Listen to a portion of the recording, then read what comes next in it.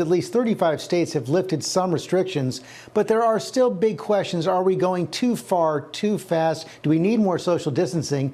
There are now more than 1.1 million confirmed cases in the U.S., and you can see the dramatic shift over the last month.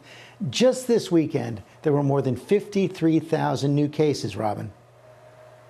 You got to keep that in mind. So we're going to begin our coverage with our chief national affairs correspondent, Tom Llamas, tracking the latest all across the country. Good morning, Tom. Robin, good morning to you. We first told you about this field hospital in Central Park more than a month ago. In that time, they've treated more than 300 patients, but now they're going to start to wind down. And even though that is a very positive development, leaders here and across the country are reminding residents to follow those guidelines to stay safe and healthy. This morning, the president acknowledging his estimates on the death toll from COVID-19 were too low, now saying up to 100,000 Americans could die from the virus, but defending his decision to shut down America to stop the spread. I used to say 65,000, and now I'm saying 80 or 90, and it goes up, and it goes up rapidly. But it's still going to be, no matter how you look at it, at the very lower end of the plane if we did the shutdown. As coronavirus cases grow in the U.S. and half the country is set to ease restrictions this week, in some spots there are signs of reopening revolts.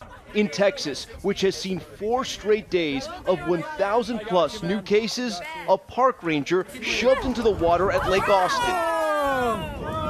The ranger was asking the crowd to social distance. 25-year-old Brandon Hicks now charged with attempted assault on a public servant, a felony.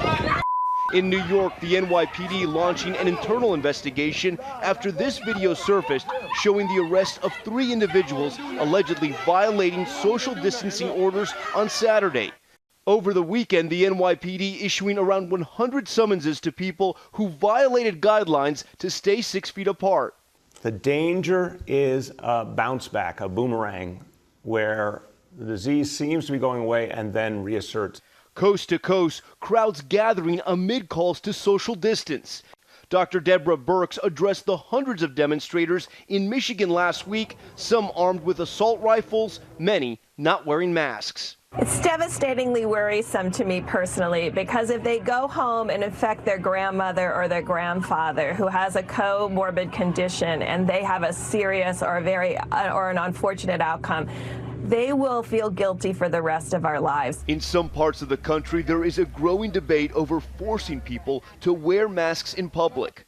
The governor of Ohio, where there were almost 4,000 new cases in the last week, also reversing his mandatory no mask, no service policy. It became clear to me that that was just a bridge too far, that people were not going to accept the government telling them what to do. And so we put out, dozens and dozens of orders. That was one that it just went too far. And this morning, we're hearing from Americans who have just contracted the coronavirus. 28-year-old attorney Ashley Beck had symptoms dating back to mid-March, but couldn't get a test. After self-isolating, she felt better, but regressed, testing positive on Saturday. I think initially your heart just sinks. You wonder how many people you exposed to an illness that you had no idea you had. Michigan ER nurse Michael Palmer tested positive last week after feeling an intense burn in his chest and difficulty breathing. He believes he got it from a patient. Yeah, we've been reporting about these reopening rallies as well across the country. And this morning, the Department of Justice announcing an arrest in Colorado of an apparent organizer of one of these rallies near Denver. The FBI arresting this man. They say there were pipe bombs inside of his home. He has been charged with possession of a destructive device. He will be in court, George, later today. Boy, that is a scary development. Okay, Tom, thanks very much. Well, hey there, GMA fans. Robin Roberts here. Thanks for checking out our YouTube channel. Lots of great stuff here. So go on, click the subscribe button right over here to get more of awesome videos and content from GMA every day, anytime. We thank you for watching, and we'll see you in the morning on GMA.